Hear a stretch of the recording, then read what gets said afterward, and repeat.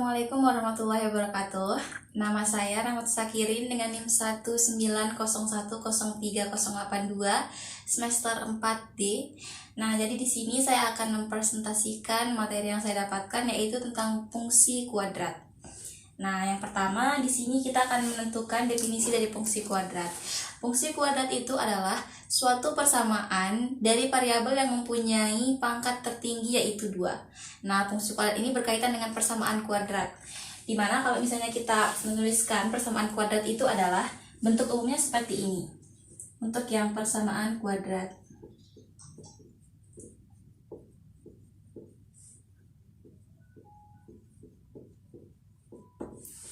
Bentuk umumnya adalah AX kuadrat ditambah BX ditambah C.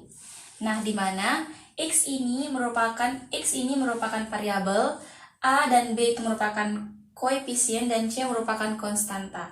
Nah, kenapa di sini fungsi kuadrat itu berkaitan dengan kenapa persamaan kuadrat itu berkaitan dengan fungsi kuadrat? Karena persamaan kuadrat ini adalah bagian dari fungsi kuadrat. Kalau misalnya kita melihat melihat secara umum fungsi kuadrat itu adalah seperti ini. Fungsi kuadrat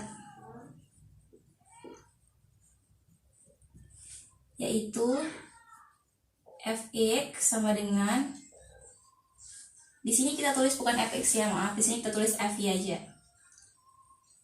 Fy, oh no, bukan, salah, maaf, kita tulis y. Fungsi y adalah ax kuadrat plus bx plus c. Nah, di sini kita bisa lihat kaitannya antara persamaan kuadrat dan juga fungsi kuadrat. Nah, tapi bedanya di sini, di fungsi kuadrat itu di sini ada fungsi y, di mana fungsi y itu merupakan ax kuadrat plus bx plus c. Nah, di sini kita menemukan bahwa y ini merupakan variabel terikat, sedangkan di sini x-nya merupakan variabel bebas. Kenapa saya bisa bilang begitu? Karena nilai dari y ini tergantung dari nilai x. Makanya y ini termasuk dengan variabel terikat, yaitu dia terikat dengan x. Seandainya nanti nilai x-nya itu adalah 0, maka otomatis y-nya ini adalah 0 gitu. Jadi nilai dari x ini sangat bergantung untuk nilai dengan y. Nah, di sini ini yang merupakan kaitan antara persamaan kuadrat dan juga fungsi kuadrat. Nah, juga tadi saya menyebutkan bahwa ciri dari fungsi kuadrat itu adalah dia memiliki variabel dengan pangkat tertinggi itu adalah 2. Nah, di sini kita bisa lihat di sini ada AX2. Nah, di sini makanya di sini tuh sudah mencukupi syarat untuk dia menjadi fungsi kuadrat. Nah, seandainya nanti misalnya suatu fungsi itu adalah Y sama dengan AX2 plus C misalnya. Nah, di sini dia tidak mempunyai variabel bx misalnya. Apakah ini termasuk dengan fungsi kuadrat? Ya, dia termasuk fungsi kuadrat. Kenapa? Karena dia mempunyai variabel ini. Dia mempunyai variabel tertinggi yaitu x kuadrat sebagai syaratnya. Tapi misalnya sekarang kita mempunyai suatu fungsi yaitu ax plus c misalnya, di mana c ini merupakan konstanta. Apakah ini merupakan fungsi kuadrat? Jawabannya tentu tidak. Kenapa? Karena di sini variabel tertingginya itu adalah 1. Sehingga dia tidak mencukupi syarat untuk menjadi sebuah fungsi kuadrat. Nah, oke, sekarang kita akan menentukan bagaimana cara menggambarkan grafik terhadap fungsi kuadrat. Nah, secara geometris fungsi kuadrat itu berbentuk parabola. Nah, nanti parabolanya itu bisa terbuka ke atas dan juga bisa terbuka ke bawah. Itu tergantung dari nilai koefisien A. Nah, kita tuliskan dulu di sini. Kita permisalkan fx, fungsi x itu adalah ax kuadrat plus bx plus c. Nah, nanti untuk menggambar grafiknya itu akan tergantung pada nilai a yang ini. Kenapa? Karena ini merupakan titik kunci dari sebuah fungsi kuadrat. Kalau misalnya nanti catatan di sini apabila a kurang dari 0, maka grafiknya itu akan terbuka ke atas. Terbuka ke atas. Ke atas. Nah, apabila nanti A itu lebih besar daripada 0, maka dia akan terbuka ke bawah. Terbuka ke bawah. Gitu.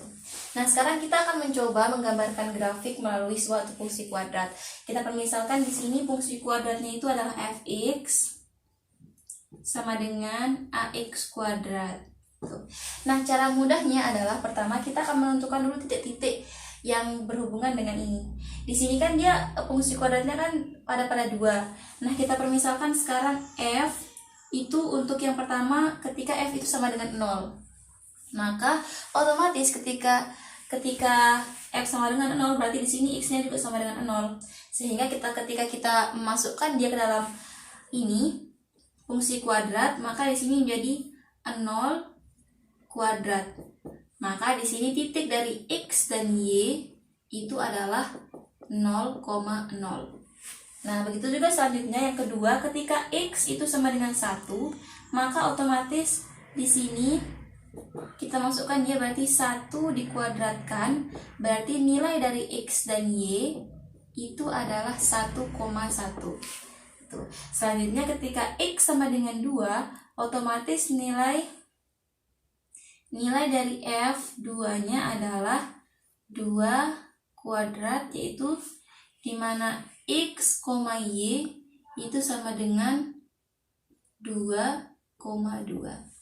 Nah, selanjutnya kita akan mencoba untuk menggambarkan fungsi kuadrat di sini melalui titik yang sudah kita buat tadi. Nah, di sini kita akan membuat dulu sebuah garis. Nah, di mana di sini merupakan x dan di sini adalah nilai y. Nah, di sini ada titik 0. Nah, kita lihat sekarang titik-titiknya itu berada di 0,0, 1,1 dan 2,2, yaitu nilai x-nya adalah 0. Di sini 1, di sini 2, kita gambarkan dulu. 3, 4. Di sini negatif 1, negatif 2, negatif 3. Di sini 1, 2, 3, negatif 1, negatif 2, negatif 3. Jadi di sini kan kita sudah menentukan nih titik-titik yang sudah tertemukan itu ada 0,0, 1,1 dan 0,4. Nah, di sini ini merupakan nilai dari x dan ini merupakan nilai dari y. Nah, untuk menentukan titiknya kita tinggal buat saja. Di sini kan yang pertama itu 0,0, maka dia ada di sini. Selanjutnya ada 1,1, berarti ini nilai x-nya 1, y-nya 1. Berarti dia nanti akan bentuk garis seperti ini. Dia akan terbuka ke atas. Nah, di mana titiknya itu ada di sini. 1,1 ini. Ini juga ke sini 1,1. Selanjutnya 2 ke 4. Ini nilai x-nya 2. Di sini 4 ya. Sorry kecil.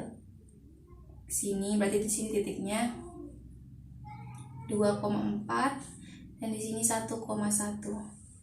Di sini juga negatif 1,1 dan di sini negatif 2,4.